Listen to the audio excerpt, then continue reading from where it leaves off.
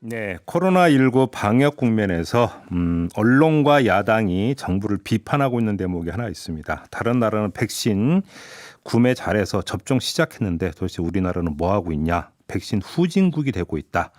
이런 보도와 비판을 내놓고 있는데요. 그러자 이분이 페이스북에 글을 올려서 이런 어떤 보도, 비판을 정면에서 반박을 했습니다. 그러면서 기자를 향해서는 이 기자가 도대체 어느 나라 기자인가 뭐 이런 생각까지 든다 이런 표현까지 썼는데요. 바로 그 주인공이 한림대 성심병원 감염내과의 이재갑 교수입니다. 전화로 만나보겠습니다. 나와 계시죠? 네, 안녕하세요. 네, 어떤 문제이시겠어요, 교수님? 일단 이제 백신 개발 또 이제 백신을 또 수입하고 하는 이런 문제들이 사실은 이제 이번에 코로나 상황 자체가 이제 거의 뭐 전 세계가 처음 겪는 상황들이잖아요. 네, 네, 네. 그러다 보니까 사실은 어느 국가나 이제 백신과 관련돼 있는 정보들을 뭐 제대로 가지고 있는 국가들 많이 없었고 또 어떤 백신이 성공할지도 모르는 상황에서 이제 모든 일들이 다 진행이 됐거든요. 예.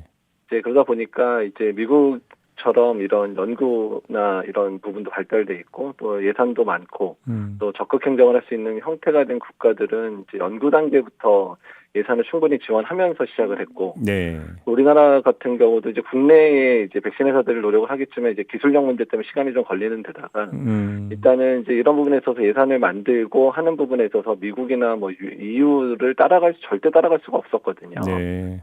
그러니까 일단은 우리가 가지고 있는 한계가 분명히 있는데 그런 부분을 인정하지 않고 지금 결과론적으로 왜 mRNA 백신들이 다 나와서 접종하는데 우리는 못 맞냐 네. 이런 식으로 얘기하는 것 자체가 너무 그러니까 그 이전에 우리가 준비 아무것도 안 했던 모습들 그러니까 그런 부분들을 생각 안 하고 너무 정부나 아니면 이제 이런 것들을 준비하고 있는 전문가들을 너무 이제 궁지를 몰고 있는 게 아닌가 이런 생각이 들었습니다. 예. 전후사정 고려 없이 그냥 무조건 결과만 가지고 뭐 하고 있느냐 이렇게 질타를 하고 있다. 무책임하다 이런 지적이신 거네요. 간단히 이야기하면. 네, 사실 이런 문제였으면 3월, 4월, 5월부터 기획 기사를 만들어서 계속해서 백신과 관련돼 있는 업데이트 내용들 또 우리나라에서 어떤 준비를 해야 되는가 이런 부분을 강조를 했었으면 언론에서 예.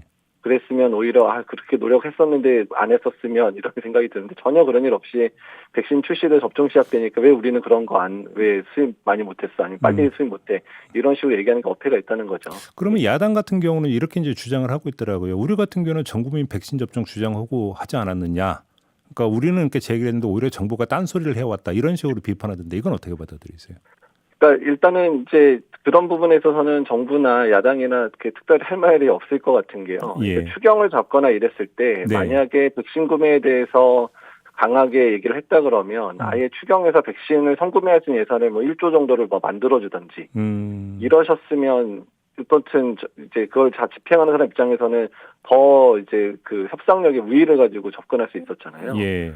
근데 그러지 않았거든요. 추경 논의할 때 백신의 개발과 관련돼 있는 예산들은 잡혔지만 백신 구매와 관련돼 있는 선구매와 관련돼 있는 예산이나 이런 부분은 잡지도 못했고 잡을 수도 없었거든요. 우리나라의 예산 상황상. 아예 없었습니까? 그런 예산이? 그러니까 우리나라가 이제 그러니까 뭐 그것들이 협상하고 이런 부분에 대한 예산을 가지고 있는 예비비나 그런 것들을 집행을 했겠지만 네. 선구매를 하려면 어마어마한 돈을 이제 저희가 비축을 해도 이미 지급을 해야 되는데 우리나라가 이런 백신이나 이런 부분들에 대해서 선구매할 수 있는 그런 법 체계나 예산 체계가 없거든요. 네. 그러니까 집행을 하고 싶어도 집행을 할 수도 없고 예산을 짜고 싶어도 짤 수 없는 상황이라는 거죠. 근데 좀 상황이 그랬다면 질병관리청 이런 쪽에서 좀 먼저 공개적으로 정부에 좀 그 예산 배정을 요구를 할 수는 없었던 걸까요? 어떻게 봐야 됩니까? 그러니까 우리나라가 백신 같은 것들을 선구매할 수 있는, 그러니까 아직 개발되지 않은 무언의 어떤 그 재난에 관련된 물건을 살 수 있는 그런 법 체계가 없기 때문에 질병관리청 자체가 요구를 할 수 없었고, 만약 거꾸로 한다면 국회 쪽에서 그 부분들의 이제 입법 미비를 확인해서 고쳐줘야 상황이 만들어질 수 있었다는 거죠. 야, 질병관리청 그걸 요구할 수 있는 법적 근거도 없었다. 간단히 이야기를 하면. 예, 그렇습니다. 예. 그럼 오히려 국회가 길을 터줬어야 되는데 그럼 국회는 뭐 하고 있었느냐 이런 말씀이시네요. 간단히 이야기를 하면. 뭐 그럴 수도 있는 상황이고요. 사실 예. 그런 부분에 대해서 사실 저희 스승님인 김호주 교수님이나 이제 이런 백신 쪽에 관계된 분들이 네. 2009년에 신종플루 때 이후에 그런 제도를 계속 만들어야 된다고 거의 10여 년 넘게 주장을 하셨었는데 그게 받아들여지지가 않았었거든요. 아 진짜 신종플루 때 무슨 일이 있었던 거예요? 그러니까 신종플루 때 그 당시에 이제 그 백신 이제 우리나라 회사에서 백신 이제 국산화된 신종플루 백신을 만들 수 있는 기술이 2018년도에 만들어졌고요. 예. 2008년도에 네. 2009년도에 신종플루 유행하자마자 백신 개발을 하는데 중간에 이제 인구 대비 백신 수가 좀 부족할 뻔했습니다. 네. 그래서 이제 질병관리본부에 계셨던 뭐 이종구 본부장님 그 당시에 본부장님이나 네. 여러 분들이 유럽까지 가서 예. 면역 증강제를 얻어와서 실제로 접종할 수 있는 인원을 4배로 늘려놨어요. 그러면서 이제 인구 한 절반 정도가 맞을 수 있는 백신량을 확보를 했었거든요. 예. 근데 이제 11월부터 접종이 시작됐는데 이제 갑자기 이제 유행이 감소하면서 2월 넘으면서 유행이 감소하면서 예. 백신이 한 몇백만 개 이상 제가 알기로는 700만 개인가 뭐 그 정도 남았다고 얘기를 들었습니다. 네. 근데 그때 백신이 남은 걸 가지고 그 다음에 2010년에 국정감사 할 때 왜 수요 예측을 잘못해가지고 그렇게 백신을 버리게 하느냐라고. 네. 근데 그 당시에 팬데믹 상황을 누가 예측을 제대로 해가지고 백신 수요량까지 그걸 계산을 하겠습니까? 그 수많은 걸 만들어낸 걸 오히려 칭찬해주고 상을 줘야 될 상황인데 네. 남았다고 비용행을 했다고 해서 공무원 징계한다는 얘기까지 나왔고 심지어는 그 백신의 일부를 그 백신 개발사에 넘겨가지고 손해를 보게 만들었거든요. 그러니까 쉽게 말하면 이제 반품 처리 비슷하게 한 겁니까 그러면? 예, 우리 반품 정부? 처리를 했습니다. 예. 헐. 그래서 예. 절반 정부가 담당하고 절반 아마 회사가 담당한 걸로 알고 있습니다. 예. 그 반품 처리를. 그러면 오히려 그때 한 번의 전력 때문에 백신 구매 협상에서도 그러면 좀 그 불리함도 있었겠네요 그러면? 왜냐하면 이제 그런 상황이 벌어진 적이 있으니까 공무원 입장에서는 이번에 뭐 선구매를 했거나 뭐 이런 걸 했다가 만약 백신이 남아들거나 아니면 선구매하기로 했던 백신이 실패해가지고 출시가 안 됐거나 이제 이런 문제가 생기면 그 감당을 다 공무원들이 써야 된다는 거잖아요. 그러니까 뭐 이러지도 못하고 저러지도 못하는 상황이었다 한마디로 이야기를 하면. 그리고 예, 정말로 그런 게 상황이죠. 필요했다면 그 지난 10년 세월 동안에 국회나 이런 데서 제도 정비를 먼저 했어야 되는 거 아니냐 이런 말씀이신 거잖아요. 예, 그렇습니다. 예. 그러면서 결과론만 가지고 그렇게 이제 그 뭐 매질을 할 이런 상황은 아니다 이런 말씀으로 이해를 하겠고요. 알겠습니다. 근데 아무튼 이런 문제가 제기되고 있는 이제 그 큰 동기는 지금 다시 이제 그 국내에서 이제 코로나가 확산이 되고 있는 상태인데 다시 말해서 불안감이 커지고 있는 상황에서 외국은 백신 접종을 하고 있으니까 그러니까 네. 뭐라고 할까요? 어떤 그 불안감에다가 위기감이 겹쳐지면서 이런 지적이 나온다. 이렇게 해석할 여지는 없을까요? 어떻게 보십니까? 네, 맞습니다. 이제 그런 불안감 때문에 나오는 건 맞는데 네. 그런 불안감을 조장하는 기사보다는 지금 상황에서 이걸 어떻게 타개할 건가, 우리는 무슨 준비를 해야 될 건가가 관련된 탐사 수준의 보도가 지금 필요한 상황이거든요. 좀 답 좀 주세요. 어떻게 해야 된다고 생각하세요, 교수님?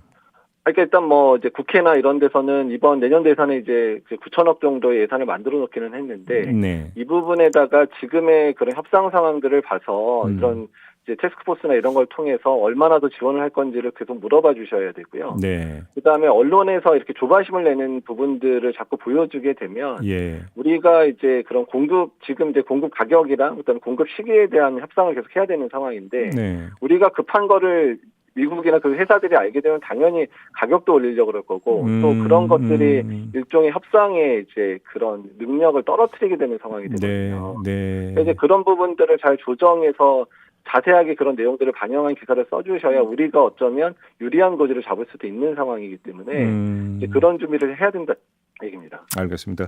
그러니까 일전에 교수님과의 인터뷰, 그다음에 이제 그 당국과의 인터뷰에서도 비슷한 이야기가 나왔는데 지금까지 이제 우리 정부의 기조는 어떻게 인터뷰에서 이야기를 했냐면 지금 뭐 다른 나라의 확산세와 우리나라의 확산세를 비교해 볼 때 우리나라는 좀 상대적으로 여유가 있고 거기다가 백신의 부작용이 아직 검증이 안 된 거기 때문에 외국의 딜을 따라가면서 검증까지 하고 그다음에 백신을 들여와서 접종을 해도 된다 이런 논리였잖아요.